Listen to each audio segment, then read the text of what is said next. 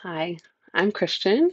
I'm a therapist in Michigan, and today I want to tell you about this amazing book, Art of the Gathering. The Art of the Gathering, a bold approach to how we gather that will transform the ways we spend our time together at work, at home, in our communities, and beyond. This book was such an easy read. It is like a guide to how to get together more intentionally, with more meaning, with more fun, with more purpose.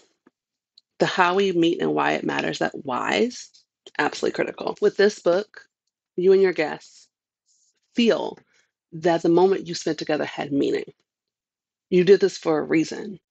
And in a world where there is so much choice, there is so much stuff that we do just because it's there, it's really refreshing to have a real reason to gather, to join, to be a part of something. For me, my first light bulb moment happened on page 38 when Parker said, "If everyone is invited, no one is invited.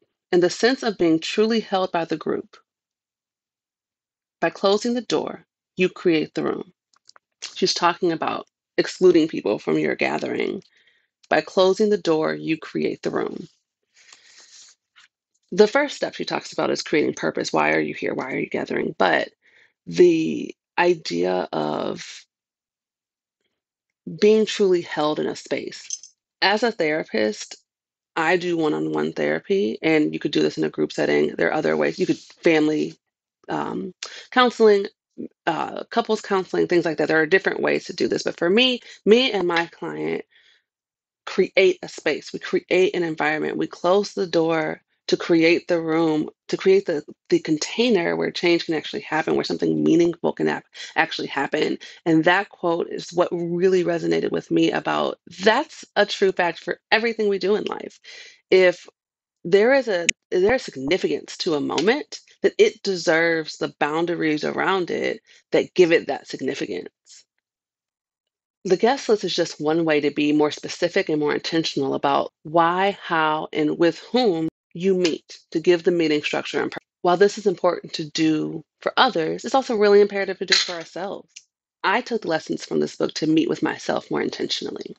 I try to utilize the truths illuminated in this book to create meaning for what I'm experiencing and to give my moments in my life a little bit more order. It really helps me organize my day and my week. I don't know if you can relate to this, but I am someone who does not always want to do what I say I want to do. So I am very excited about a thought I had last night for the morning. Last night, when you get to the morning, my motivation is gone. Just gone. I had all these ideas. I had all of this energy for meeting up with a friend, for creating a new video, for anything. And then I get to the moment and I'm like, ugh, I don't really want to do that. I don't really feel like it. So instead of just pushing ahead and just pushing myself to do whatever it is that needs to be done, with this book, I'm starting to treat myself like a guest moment. The very first chapter is called Decide Why You're Really Gathering. For me, this seems like the easy part. This is okay, I need to do XYZ. I need to get work done. I'm meeting with a client. I'm going to have lunch with a friend. I have to do my skincare routine. There are lots of things that are on my task list that I need to do, and I can name them. This is why I'm meeting with myself.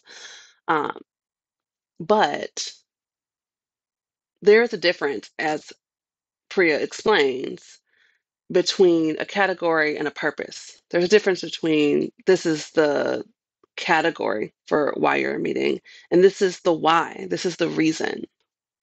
One thing she discusses in this chapter that was really important to me in framing how I meet with myself is what do I want to be different after this moment? So she describes what do I want to be different after we gather this group of people? But for me, when I'm meeting with myself, I think, what do I want to be different after this event, this task, this moment that I'm creating for myself. So in the book, and I'll put it up right here, in the book, Parker creates a chart that explains how to get from an experience or an event that moves gatherings from being about nothing to being about something.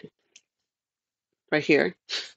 This is how I move my personal moments. So, for example, if I'm working, the category of what I'm doing is working, right?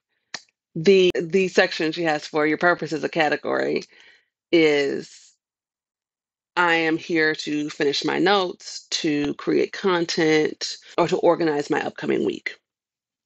The next section, we're moving a little bit closer to purpose, is basic but boring purpose. For that, my purpose is to make money. In order to get to bill my clients, to bill insurance, I have to write my notes to build my brand. So I create content to try to give you all something to watch.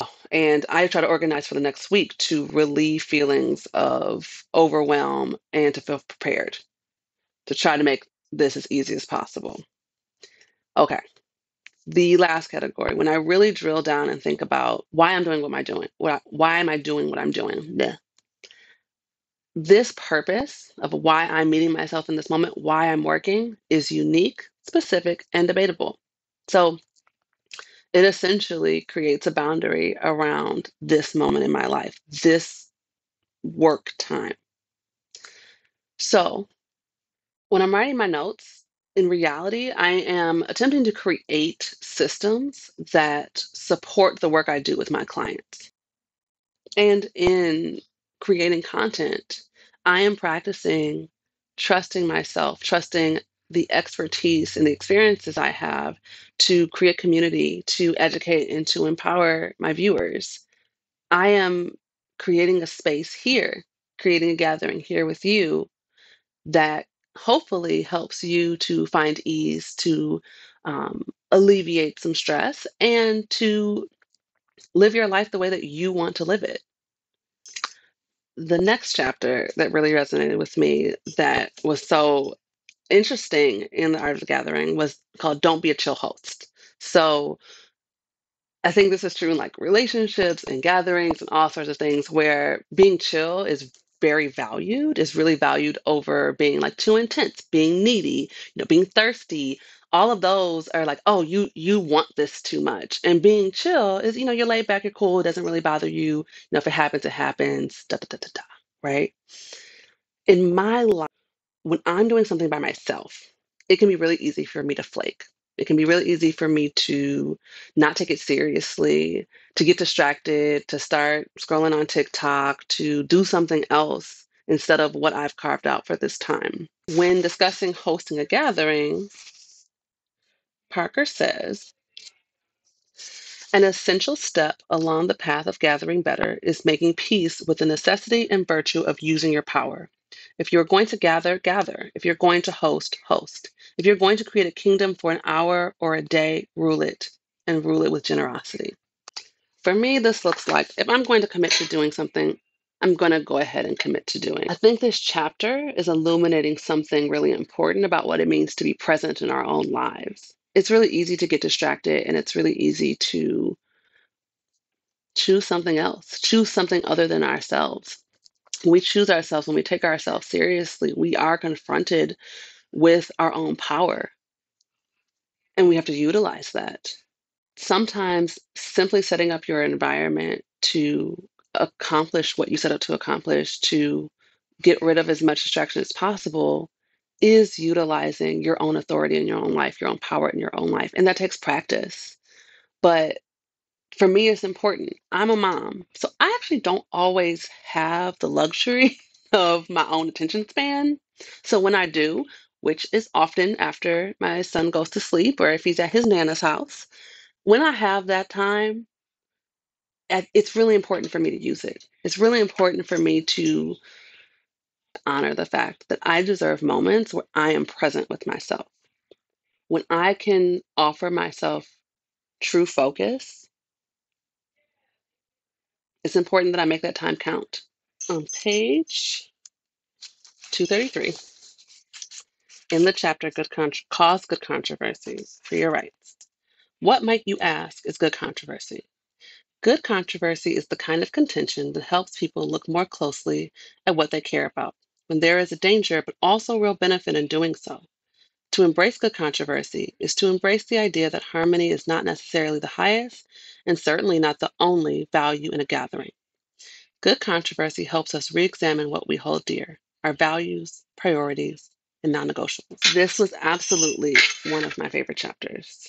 It asks us to embrace the harder moments when we're gathering with other people.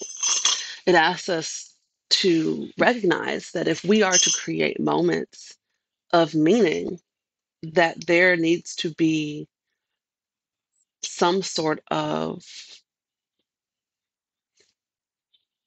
friction. That friction is what helps us move forward. Like, if the tire meets the road, the thing that pushes the tire along, this is a weird tire, is friction. And we need that in our gatherings as well. And we also need that in our gatherings with ourselves. Our emotions, the way that our emotions guide us, the ones that come up that don't necessarily feel really great, are causing friction. Some of our actions that make us question are causing friction. And taking a moment to examine that friction can help us to discover deeper truths about ourselves. So, for example, this isn't a meeting with someone else, but I meet with a coach pretty regularly, and she asked me to write a story about my why a couple of months ago, and I didn't do it at the time. And this is not like me. I am someone who enjoys homework, but I didn't write it. I procrastinated. I told her all these reasons why I didn't write it. And instead of telling me, okay, well, have it for next time and moving past that moment, my coach looked at me and said, well, why? She leaned into the controversy of the moment. She made me stop and analyze, well, why did you procrastinate? What is going on? And what was uncovered there was really some perfectionism and a tendency to judge my own content and my own work before I put it out into the world to because a tendency to prejudge my own work, which causes me not to get anything done. And we talked about some ways that I could have more grace for myself. So in that moment, we leaned into the controversy, we leaned into the friction, we leaned into the uncomfortableness of the moment. And I'm really grateful because it led me to having a deeper understanding about myself. This was an exploration into 3 out of the 8 chapters in Art of the Gathering. Wait. There are so many ways that you can use this book to be more intentional in your own life, in your experiences with others. We deserve moments that are meaningful. And I think this book really leads us to how to create those moments for ourselves. If you have read this book, please let me know in the comments, what was your favorite chapter? What did you find most interesting? And if you are now going to read this book, come back and let me know what you found most interesting. I would love to hear it. If you liked this book review, please like and subscribe to this video. I would love to make more. I am always reading things and trying to figure out really how to live my best life, how to incorporate as much ease as possible into all of the craziness of this life. So, thanks for joining me. I'll see you next time.